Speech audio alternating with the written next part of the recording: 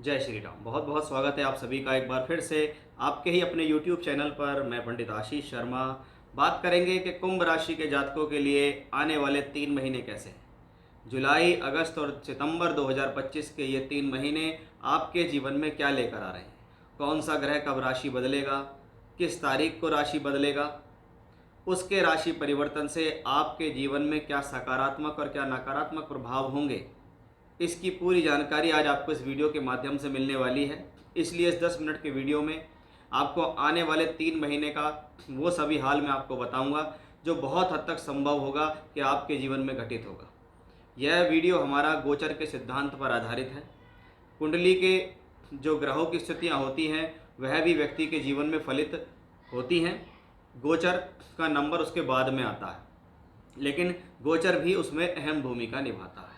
हमारा यह वीडियो चंद्र राशि पर आधारित है, यानी हम आपकी राशि से ग्रहों की स्थितियों को देख रहे हैं आने वाले 90 दिनों के अंदर। वीडियो की शुरुआत करने से पहले अगर आप मेरे चैनल पर पहली बार आए हैं, आपको वीडियो पसंद आता है तो आप उसको लाइक कीजिए, मेरे चैनल को सब्सक्राइब कीजिए, जिससे आगे भी आपको जानकारी मिले। आप कुंडली दिखाना चाहते हैं, बनवाना चाहते हैं, कुंडली मिलान कराना चाहते हैं, वर्ग कुंडलियों के आधार पर कुंडली का अध्ययन चाहते हैं, तो स्क्रीन पर जो हमने नंबर दिया है उस पर आप अपना डिटेल्स भेज सकते हैं, date of birth, time place share कर सकते हैं। पेड कंसल्टेशन ये होगा। आइए शुरुआत कर लेते हैं। नवग्रह की श्रृंखला में सबसे पहला आपकी ही राशि का मालिक, जिसको मैं हमेशा से सबसे पहले देखता हूँ कि राशि का मालिक अगर आने वाले समय में गोचर में अच्छी भूमिका में है तो हम कहेंगे कि आपके अंदर कैपेबिलिटीज़ बढ़ जाती है अच्छी चीज़ों को लेने के लिए, जिस तरफ आप कार्य कर रहे हैं उस तरफ लाभ लेने के लिए। अब राशि में सबसे पहले अगर आप देखें तो राहु बैठा हुआ है। राहु को वैसे भी नॉर्मली शनि की राशियों में अच्छा ही माना जाता है, जैसे कहा भी जाता है शनिवत राहु। अब राहु सबसे पवित्र स्थान यानी राशि यानी लगन में ही बैठा हुआ है, और राहु यहाँ पर शनि की राशि में है, इसलिए वो एक अच्छी अवस्था में है। राहु से रिलेटेड ऐसी कोई खास प्रॉब्लम यहाँ नहीं है। बात है शनि की कि शनि ग्रह जो कि 13 जुलाई को वक्री होने वाले हैं। अब जब भी कोई ग्रह, खास तौर पे जो बाह्य ग्रह होते हैं बृहस्पति, शनि और मंगल, जब भी ये सूर्य से दूरी बना देते हैं तो ये वक्री हो जाते हैं। वक्री होना यानी सूर्य के निकट जो गया वो अस्त हुआ, सूर्य से दूर जो गया वो स्ट्रांग हुआ, और इस स्ट्रांग होने के कारण ये वक्री हुआ। वक्री यानी उसके अंदर एक एक्स्ट्रा स्ट्रेंथ है। और जब आपकी राशि का ही लॉर्ड ग्रह धन भाव में बैठकर वक्री हो जाए तो ये स्थिति किस लिए, सबसे अच्छी बात इसमें यह है कि ये आपकी कार्य की सफलता की तरफ अच्छी इंडिकेशंस देती है। क्योंकि अगर हम देखें तो धन भाव से बैठकर वो लाभ स्थान पर उसकी दृष्टि आती है, यानी ये स्थिति सोर्स ऑफ इनकम के लिए अच्छी है, धन के लिए अच्छी है, मान सम्मान के लिए अच्छी है, कार्य की सफलता के लिए अच्छी है। राशि का मालिक दूसरे घर में वक्री है। गलत खान पान से बचें, अनियमित दिनचर्या से बचें। आपकी गलत खान पान की वजह से, आपकी अनियमित जो दिनचर्या उसकी वजह से, कि सुबह का नाश्ता करा नहीं, दोपहर का खाना पता नहीं, रात का खाना लेट हो गया, ऐसे ही दिनचर्या चलती रही तो क्या हुआ, काम तो आप कर लेंगे लेकिन स्वास्थ्य आप इस दौरान अपना खराब कर लेंगे। क्योंकि शनि यहाँ 12वें घर के मालिक होकर भी बैठे हैं, तो 12वां घर खर्च का है, खर्च का मालिक दूसरे घर में वक्री हुआ है। इसका मतलब इस दौरान आपको ये बात का ध्यान भी रखना है कि हमें जो इन्वेस्टमेंट करना है वो सोच समझ कर करना है, लोभ लालच में नहीं पड़ना है। एक दो बार अगर पैसा कमा लिया तो ठीक है, बस आराम करेंगे। ऐसा नहीं कि रिस्क ले लिया बार बार तो आपका पैसा ऐसे में फंस भी सकता है। अन्यथा शनि के वक्री होने से ऐसी कोई भी प्रॉब्लम यहाँ नहीं क्रिएट हो रही है, इसलिए आप शनि के वक्री होने से बिल्कुल ना घबराएं। अब आता है लाभ भाव का मालिक ग्रह जो लगातार, क्योंकि जब धन की बात करते हैं तो हमने देखा लाभ को निभाने वाले दो ग्रह हैं, वो है बृहस्पति, दोनों स्थानों के मालिक हैं, पंचम भाव में हैं, 16 जुलाई तक अस्त हैं।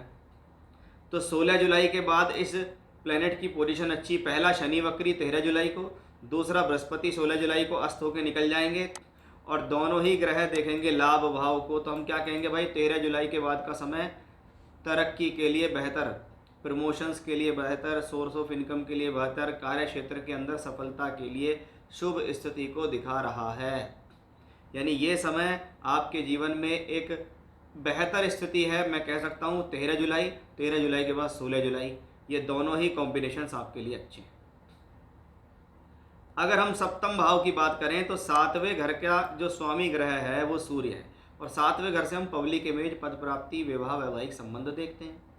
सातवें घर का स्वामी ग्रह सूर्य है, जो कि 16 जुलाई को आ जाएगा यहाँ। तो 16 जुलाई से 16 अगस्त आपको ये ध्यान रखना है, क्योंकि आपके सातवें घर में केतु भी विराजमान है। आपके वैवाहिक संबंधों को लेकर तनाव की संभावना बनती है, इसलिए जीवन साथी के साथ संबंधों को ठीक प्रकार से चलाएं। किसी भी प्रकार का मतभेद आपके लिए नुकसानदायी साबित हो सकता है। यह समय कब ध्यान रखना है? 16 जुलाई से 16 अगस्त, क्योंकि सूर्य उस दौरान यहाँ छठे घर के अंदर ट्रांजिट कर रहे होंगे और सप्तम भाव में केतु भी होंगे। तो इस दौरान अपने कार्य पर ध्यान दें, अपनी पब्लिक इमेज को अपनी गलतियों से ना बिगाड़ें। ये विशेष सावधानी आपको सूर्य के ट्रांजिट में ध्यान रखनी है। मंगल ग्रह जो कर्म भाव का मालिक है, ये एक मोस्ट इंपॉर्टेंट प्लेनेट है आपके लिए, कि 26 जुलाई तक मंगल 10वें ही भाव को देखेगा। यानी लगातार आपको कार्य क्षेत्र में लगाना, लगातार ये स्थिति आपके जीवन में आपके कर्म के लिए, कार्य क्षेत्र के लिए बहुत बेहतर स्थितियों में दिखाई देती है, इसमें कोई संदेह नहीं। लेकिन मंगल ग्रह 16 जुलाई के बाद आते हैं यहाँ आपको इस चीज़ को समझने की ज़रूरत है। इसमें पॉजिटिव और नेगेटिव दोनों चीज़ें हैं। नेगेटिव बात यह है कि दशम भाव का मालिक जब 8वें घर में जाता है तो इसको हम कहते हैं, ऐसी स्थिति में व्यक्ति अपनी ही गलतियों से अपने लॉसेस कर सकता है। मंगल एनर्जी का प्लैनेट है, 8th हाउस में जाता है, आप अपनी एनर्जी को बिना वजह के कार्यों में लगाते हैं।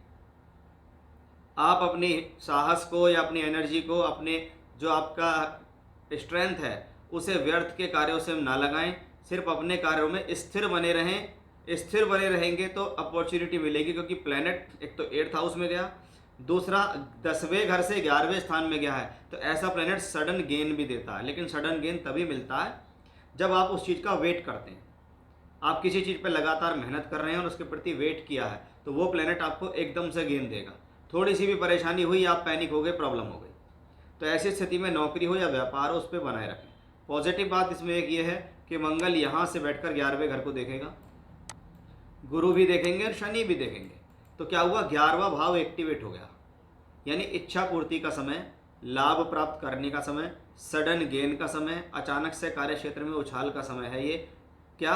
11वां घर जिस पर इन ग्रहों का एस्पेक्ट पड़ रहा है, तो ये एक बहुत शुभ लक्षण हम इसको कह सकते हैं। बस छोटी सी सावधानी आपको यहाँ रखनी है। बात करते हैं योग कारक शुक्र की। योग कारक शुक्र इन तीनों महीने में बहुत बेहतर है। चौथे घर का मालिक चौथे घर में है, 26 जुलाई तक है। भूमि, जमीन, जायदाद, प्रॉपर्टी, सुख संसाधनों के लिए अच्छा है। फिर आता है अगस्त के महीने में यहाँ, और फिर आता है सितंबर के महीने में यहाँ। यानी शुक्र योग कारक होकर, भाग्येश होकर आपके लिए पूरी तरीके से फेवरेबल है, आपके लिए पूरी तरीके से तैयार है। यह प्लेनेट आपके पूर्ण फेवर में दिखाई देता है। अब वो सभी लोग जिनका प्रेम संबंध चल रहा है, उनके लिए विशेष सावधानी है कि भाई आपका बुध ग्रह 30 अगस्त तक छठे भाव में है, और इस पर सूर्य का गोचर भी होगा 16 जुलाई से 16 अगस्त। तो प्रेम संबंधों में खटास आपके व्यवहार की वजह से आ सकती है। अपने प्रेम संबंधों को इस दौरान संभालिएगा। जो एजुकेशन कर रहे हैं, जैसा कि मैं बार बार कह रहा हूँ कि स्थिरता बनाए रखनी ज़रूरी है। जहाँ जिस ट्रैक पर काम कर रहे हैं उस पर लगे रहो, उस पर टिके रहो। अगर आप लगे रहे और टिके रहे तो निश्चिततः आपको वो प्लेनेट से सफलता मिल जाएगी। और आप भ्रमित हो गए, आप पैनिक हो गए, उसको छोड़कर भागने लगे, वो प्लेनेट रिजल्ट देना चाहता था, वो आपकी परीक्षा ले रहा है, आप उस परीक्षा में पास नहीं हुए तो आपको प्रॉब्लम हो। एजुकेशन कर रहे हैं, उसी पर फोकस रखें। थोड़ा टफनेस आ सकती है, लेकिन निरंतर प्रयास ही सफलता की कुंजी है, ये ग्रह यहाँ कहते हैं। आप अपने प्रयासों में लगे रहिए और आपके लिए कॉम्बिनेशन पॉजिटिव बहुत हद तक दिखाई देता है। बुध 30 अगस्त के बाद यहाँ आ जाएंगे, फिर आपके सारे मैटर सॉल्व हो जाएंगे, चाहे वो एजुकेशनली हो, चाहे वो आपकी किसी प्रकार के डिसीजन से रिलेटेड हो, चाहे वो प्रेम संबंधों से संबंधित हो। क्योंकि इस 3 महीने के अंदर जो ग्रहों का गोचर है वो बहुत हद तक आपके लिए पॉजिटिव है। इसलिए सभी ग्रहों के बारे में मैंने आपको बताया है। और कहते हैं बार बार ऐसे समय जीवन में नहीं आते हैं जब वो प्लैनेट्स आपको कुछ देना चाहता है, लेकिन लेने के लिए आपके पास पेशेंस का होना ज़रूरी है। तो ये था मेरा आज का विषय कि कुंभ राशि के जातकों कैसे होंगे आपके जीवन में आने वाले ये 3 महीने। जय श्री राम।